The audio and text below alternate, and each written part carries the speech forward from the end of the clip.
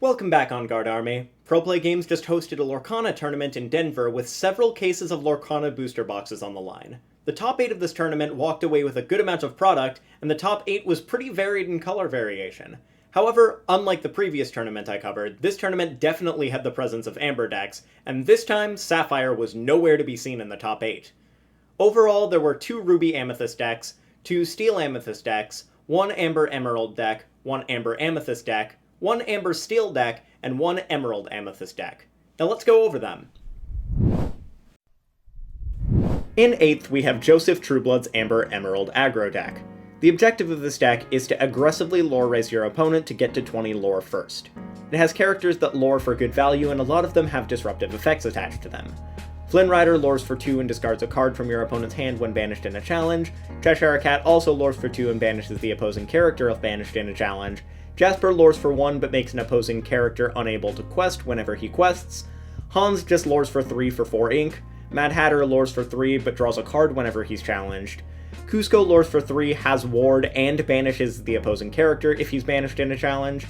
Genie lures for 2, has evasive, and bounces a character back to the opponent's hand when played. And John Silver lures for 2, and gives an opposing character reckless when he's played and whenever he quests. And that's just the Emerald cards. On the Amber end, there's Lilo, which lures for 2 for 1 ink, Simba, who is a 2/3 with Bodyguard, and Hades, which gets a character back from discard on play. There are also disruptive action cards in the list, such as Mother Knows Best, which bounces a character back to a player's hand, and You Have Forgotten Me, which forces opponents to discard 2 cards from their hand. The high lore value and the disruptive effects in the deck makes it very hard for opponents to out-lore race this deck. In 7th, we have Hung Lee's Ruby Amethyst Control deck.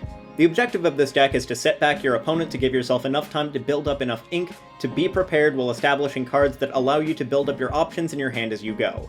You set your opponent back by befuddling low-cost cards back to your opponent's hand, playing low-cost characters such as Gaston that uptrade with your opponent's characters, rushing into your opponent's characters with Rafiki and Maui, and also removing specific threats with Dragonfire. After you get to turn 7, you can be prepared and then start closing the lore gap while locking down your opponent with Elsa and Maleficent, and start swinging the lore race with Shift Aladdin to steal lore from your opponent, and Mickey Mouse to lore for 4, with a hard-to-respond-to evasive character. In 6th, we have Brandon Bremont's Steel Amethyst deck, which looks like a mix between midrange and control. Your early game consists of playing challenger characters that uptrade with other characters such as Hook and Prince Eric, and then you start drawing cards with cards like 3-cost Tinkerbell, Magic Mirror, Maleficent, Friends on the Other Side, and Evil Queen in the mid-game, while removing opponents' characters with actions such as Smash or Grab Your Swords, until you get to the late game where you use Shift Tinkerbell to spread a bunch of damage to control the board, and use Shift Elsa to enable the Shift Tinkerbell to continue to control the board by tapping opposing characters. They also have Ursula, which drains the opponent for 1 lore, draws a card, and has a massive 8 willpower and lures for 3.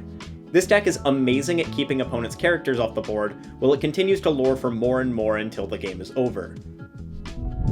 In 5th, we have Sam Cahill's Amber Amethyst list, which in my opinion is the strangest list of this top 8. It has a ton of low-cost, high-value lore cards, but it also doesn't play the 1-drop Lilo that lures for 2, or the Rockstar Stitch that lets you exert low-cost cards to draw more cards. Instead, it plays Pascal, which gains evasive as long as you have other characters in play, and it plays the 7-cost Stitch to draw cards in the late game. This list appears to be favoring cards that will stay on the field for longer over the cards that lure for more but are more fragile, presumably to make better use of Rapunzel to heal more and draw more cards.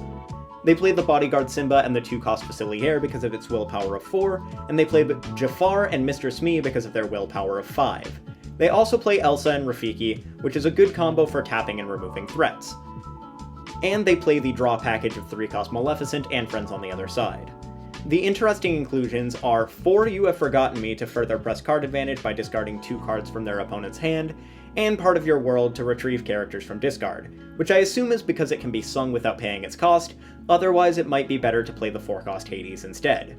And finally, they have Elsa, which can swing the tempo back in this deck's favor by tapping opponents' characters and not letting them untap while you can lure for an additional 3. In 4th, we have Ryan Miles' Emerald Amethyst Tempo list. This deck utilizes Olaf and Pascal for cheap lore in the early game because Pascal gains evasive while other characters are in play. And Olaf's willpower of 3 means he stays on the field longer for Pascal to be able to safely lore for longer. They also play 1 Befuddle for tempo, being able to bounce back 1 character that might threaten this safe lore early on. They also play disruptive cards like Flynn Rider, Jasper, Cheshire Cat, Mad Hatter, Cusco, Genie, and John Silver like we talked about earlier. But they also play Megara, which gives a character an extra 2 power when she is played, which is very useful for being able to uptrade with threats, allowing lower cost characters like Olaf to uptrade with things, or allowing Rafiki to uptrade with some big characters that have a willpower of 5. They also play the Maleficent and Friends on the Other Side draw package, as all Amethyst decks do, and they are playing Peter Pan in addition to Tinkerbell for more evasive characters, and because Peter Pan can uptrade with the 8-cost Mickey Mouse when buffed with Megara.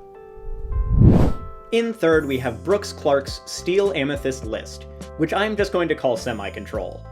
The main differences between this deck and the prior Steel Amethyst list is the use of Fire the Cannons and 4-cost Captain Hook to get them back. This allows for a lot of consistent low-cost removal. Also playing the Brooms and 4-cost Mickey Mouse combo to be able to shuffle cards back into the deck and rush Brooms into opposing characters with White Rabbit's Pocket Watch, and bouncing them back to hand with Mickey Mouse. Once again playing the typical Amethyst draw cards and playing Shift Elsa and Shift Tinkerbell for controlling the board, and Ursula for draining some lore and being able to consistently lore for a large amount in the late game. In second, we have Jonathan Ball's Ruby Amethyst control list, which definitely had a lot more 1-ofs than the previous control list. It played a 1 of Ursula, 1 of Jafar, 1 of Ursula's Cauldron, 1 of Shield of Virtue, and the funny 1 of Tibbs, which is basically just a 4th Archimedes in this deck. Again, the objective of this deck is to set back your opponent until you get to your endgame where you be prepared to board wipe, and then close out the game with your high-cost endgame cards. Another difference from this list compared to the earlier control list is the heavier Aladdin package, playing 4 of the 3-cost Aladdin to set your opponent back by 1 lore, and 4 of the Shift Aladdin to be able to steal lore from your opponent to change the tempo of the game. Ruby Amethyst control continues to show just how strong it is as a deck in this game. And then in first, we have Anthony King's Amber Steel aggro deck, which uses Singer Ariel to grab one of the 12 songs in your deck, including Be Prepared, Grab Your Swords, and A Whole New World, Rockstar Stitch to continue to absolutely tear through your deck, and A Whole New World to continually draw into as many cards to play onto the field as possible. So you combo your Ariel with A Whole New World, and Rockstar Stitch with your 27 1-2 drops to continue drawing cards. You also have Tinkerbell, Smash, and Grab Your Swords to be able to remove your opponent's characters from the board, while luring aggressively with the absolute army of low-cost cards you've put onto the field. It also has Lantern to be able to play a ton of characters for even less ink. I hope you all have enjoyed this video. I'm absolutely loving this game and how many different viable decks exist in a game that's only on set 1. I will definitely be continuing to cover this game on my channel as best I can. What's your favorite color combination in this game? Make sure to leave a comment below, and leave a like and subscribe if you enjoyed this video. It really helps out the channel. Happy questing, and I will catch y'all later.